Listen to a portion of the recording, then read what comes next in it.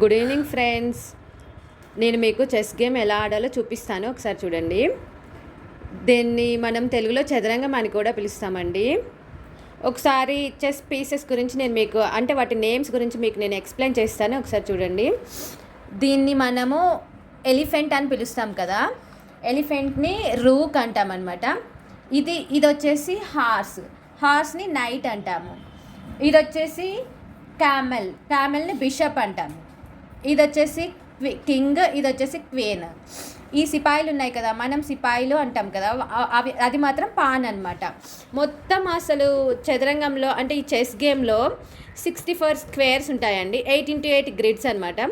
So ఇప్పుడు మా పిల్లలు ఎలా ఆడాలో ఒకసారి ఎక్స్ప్లెయిన్ చేస్తారు, చూడండి.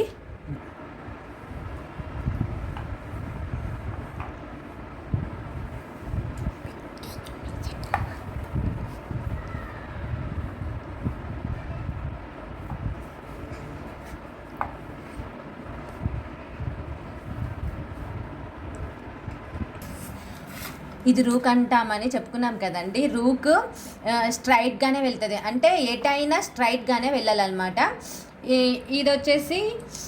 ఇది నైట్ అండి. నైట్ వచ్చేసి ఎల్ షేప్లోనే వస్తుంది అనమాట. ఎప్పుడు ఎక్కడ మూవ్ అయినా కానీ ఎల్ షేప్లోనే మూవ్ అవుతుంది. ఇది వచ్చేసి బిషప్ వచ్చేసి క్రాస్గానే వెళ్తుంది, ఎటైనా సరే ఎలా అయినా సరే క్రాస్గానే వెళ్తుంది. కింగ్ క్రాస్గా వెళ్ళొచ్చు, ఎలా అయినా ఎటైనా వెళ్ళొచ్చు, కానీ ఒక్క గడే మూవ్ అవ్వాలన్నమాట. క్వీన్ మాత్రం ఎన్ని గడిలైనా మూవ్ అవ్వచ్చు, ఎటైనా వెళ్ళొచ్చు. క్వీన్కి చాలా ఎలా అయినా వెళ్తుంది, ఎన్ని గడిలైనా వెళ్తుంది, కానీ ఎల్ షేప్లో మాత్రం వెళ్ళకూడదు అనమాట. కింగ్ క్వీన్ ఇద్దరు కూడా ఎల్ షేప్లో వెళ్ళకూడదు, కానీ క్రాస్గా వెళ్ళొచ్చు, స్ట్రైట్గా వెళ్ళొచ్చు. క్వీన్ ఎన్ని గడులైనా స్ట్రైట్గా అయినా క్రాస్గా అయినా వెళ్ళొచ్చు. కింగ్ మాత్రం ఒక్క గడే మూవ్ అవ్వాలి, స్ట్రైట్గా అయినా క్రాస్గా అయినా. ఇది పాన్ అండి. పాన్ వచ్చేసి ఫస్ట్ అటెంప్ట్లో 2 స్క్వేర్స్ మూవ్ అవుతుంది. తర్వాత నుంచి సెకండ్ అటెంప్ట్ నుంచి ఒక్క స్క్వేరే మూవ్ అవ్వాలి. అండ్ చంపేటప్పుడు క్రాస్గా చంపొచ్చు అనమాట. పాన్.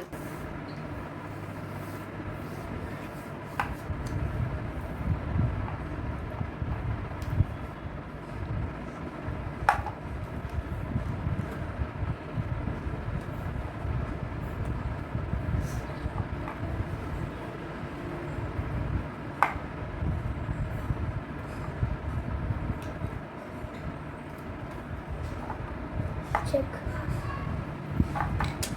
చంపలేదు.